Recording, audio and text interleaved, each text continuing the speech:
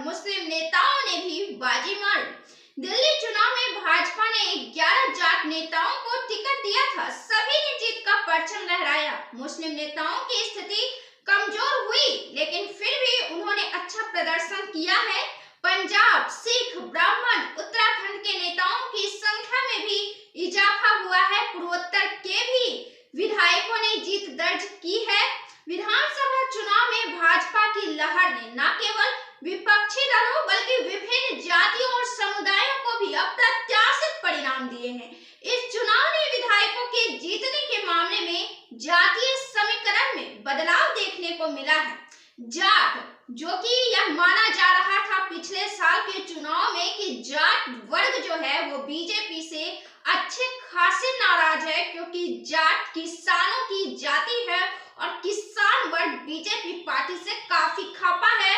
और इस वजह से यह कयास लगाई जा रही थी कि हरियाणा के विधानसभा चुनाव में बीजेपी का तो सफाया होने वाला है, लेकिन ऐसा हुआ नहीं। हरियाणा में बीजेपी सरकार ने वापसी की और न केवल हरियाणा में जाट वोटर्स का फायदा बीजेपी को मिला, बल्कि अब दिल्ली चुनाव जो हुए हैं उसमें भी जाट उम्मीदवार को जीत मिली है और बीजेपी ने 11 जाट उम्मीदवारों को मैदान में उतारा है और जाट वोटर्स को अपनी तरफ करने में एक मजबूत पहल यह साबित कर ली है।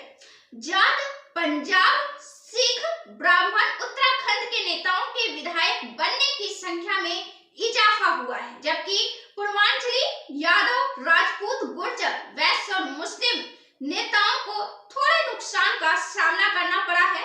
इस वीडियो में हम यही जानेंगे कि किस जाति वर्ग से कितने विधायक चुनकर विधानसभा में गए हैं। चुनाव में सबसे बड़ी बढ़त जाट नेताओं को मिली है। भाजपा ने 11 जाट नेताओं को टिकट दिया था, जीतने में वे सफल रहे। आम आदमी पार्टी ने 7 जाट नेताओं को मैदान में उतारा, जिनमें से केवल एक ही जीत सकी। जाट नेताओं ने इस चुनाव में सबसे अधिक सीटें जीती है।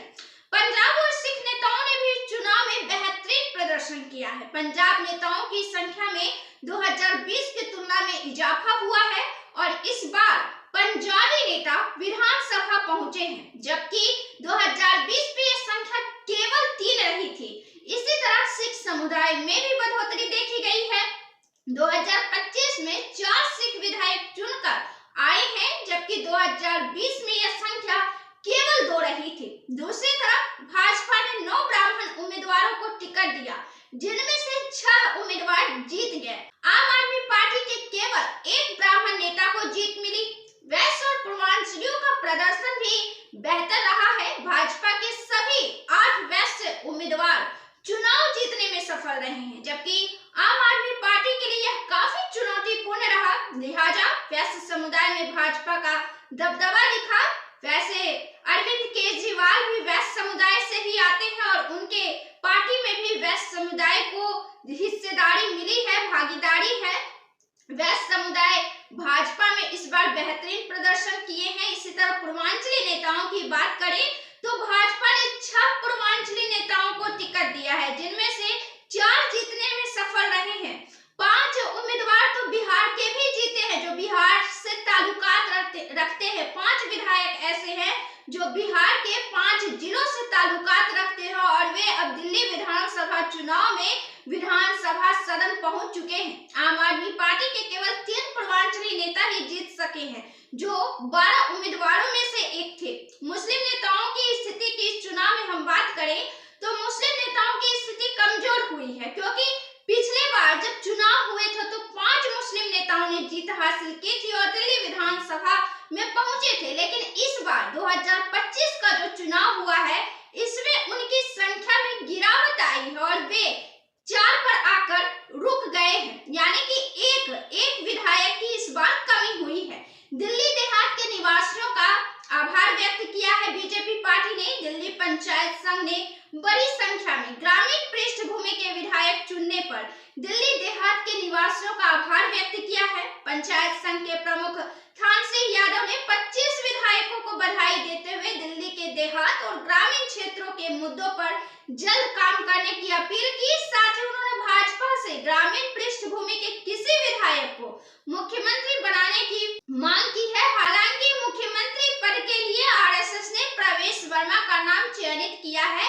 जो साहिब सिंह वर्मा के बेटे हैं। साहिब सिंह वर्मा दिल्ली में पूर्व मुख्यमंत्री रह चुके हैं भाजपा के टिकट पर। थानसी ने कहा कि दिल्ली देहात के लोग दशकों से अपनी समस्याओं के समाधान के लिए संघर्ष कर रहे हैं और उन्होंने इस बार पंचायत संघ के आह्वान पर अपनी समस्याओं के समाधान की उम्मीद करते हुए भाजपा को समर्थन दिया है। जैसा कि इस बार यह खबरें बनी है कि यमुना की गंदगी, दिल्ली में इंफ्रास्ट्रक्चर की कमजोर स्थिति, सड़कों की गंदगी, दिल्ली में बिछे हुए कचरे, गंदगी, कीचड़, इन सब ने मिलकर आखिरकार केजरीवाल के सपनों पर कीचड़ मल दिया है। गुर्जर, यादव और राजपूत की स्थिति की बात कर ले तो साल 2020 में 5 गुर्जर नेता चुनाव जीतने में सफल रहे थे। इस बार उनकी संख्या में गिरावट आई है और वे भी 4 पर आकर ठहर गए हैं। यादव समुदाय के नेताओं की संख्या में भी गिरावट देखी गई है और अब केवल 2 नेता विधानसभा पहुंचे हैं यादव समुदाय के, जबकि पिछले बार के चुनाव में इनकी संख्या 4 रही थी। इस बार इनको 2 विधायकों का नुकसान झेलना पड़ा है। केवल 2 राजपूत ही इस बार विधानसभा में पहुंचे हैं, लेकिन पिछले बार इन राजपूत विधायकों की संख्या 4 रही थी, तो राजपूत विधायकों में भी 2 विधायक की इस बार कमी देखी गई है। आपको यह वीडियो कैसा लगा? आप इस पर क्या राय रखते हैं? अपना जवाब कमेंट बॉक्स में जरूर दें। वीडियो को लाइक करें, शेयर करें और चैनल को सब्सक्राइब जरूर से कर लें। बहुत बहुत धन्यवाद।